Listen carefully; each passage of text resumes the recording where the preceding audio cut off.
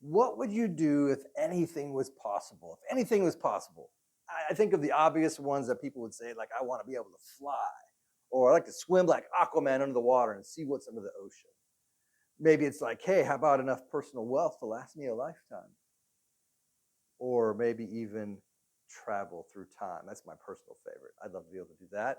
See things from the past and definitely see things in the future and see what happens in all those areas like that. That's pretty cool. With Jesus said, with God, all things are possible. With God, all things are possible. And I want to talk about two things today that will put us into the arena when it comes to seeing the impossibility, the possible things that God can do in our lives. Typically, we don't see those things because we're like, we don't believe enough to jump in. We don't believe enough to take action.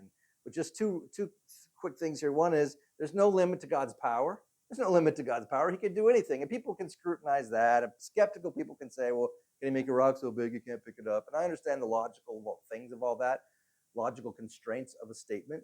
But understanding the wisdom of God, of what we can, and then not understanding everything he can do, to just realize that God can do anything. All right.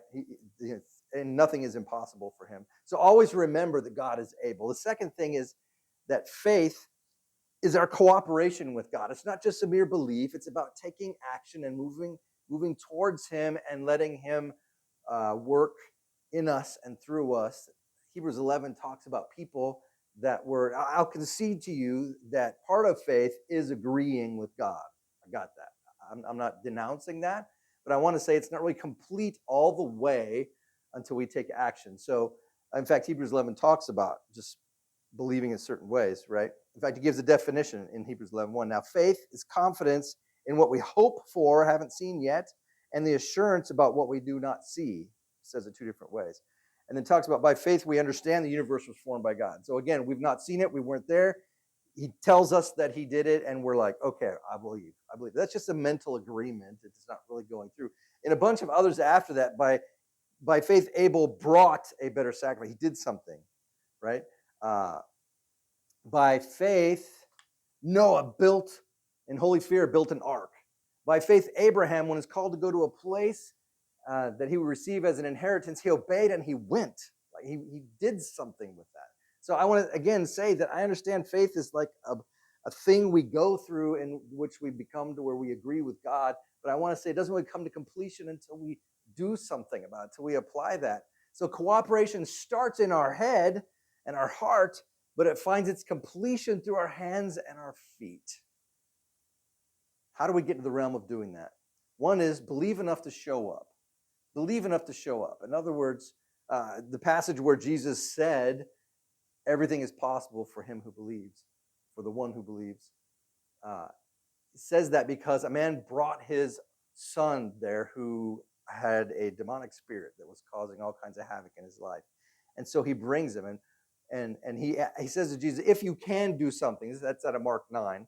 If you can do something, have pity on us and do that. And Jesus is like, if I can, what in the world? Like everything's possible with God, is what he says. And then Jesus releases this demon out of his life. And so he believed enough to show up, but he wasn't really sure how it was all going to work or if Jesus would do something. He's like, look, everything is possible. He says, I believe. Help me with my unbelief. We probably all have a measure of hope that God would do something, can do something, maybe will do something. Maybe, see how I said that? We understand that. But help us with our unbelief. And the only way to get to where we see God do things is to believe enough to show up in front of him, to show up at to his doorstep, to show up in prayer by saying, God, I'm here. I want to follow you. What are we going to do? I'm coming to you. Face whatever's in front of you. Bring your problem, your need, your desire, and ask for Jesus to do what he does. The second thing is really kind of like that. The first one, again, believe enough to show up. The second one, take a step of faith. Move forward. Do something, right? Do something instructed by Jesus in the Bible, or if the Holy Spirit's speaking to your heart about doing something, go ahead and do it. Right? Pray for that neighbor. Invite a friend to church. Give something away that means something to you that will cost you. Listen to someone who's lonely. Pray out loud in front of others. Not because you want others to be impressed by you, but because leading someone in prayer is like connecting God with a group of people. What honor there is in that. Share what you've experienced in Jesus and ask God to heal somebody. Show up and then take the step of faith. God is not trying to show off, doesn't need to impress anyone, but he has truth and he has hope and he has a future for all humanity, and he wants to work in our lives in miraculous ways for our benefit. He just asks that we believe enough to cooperate. Everything is possible with God. Will you connect with him, follow him, and see him do amazing things? That's my question for you.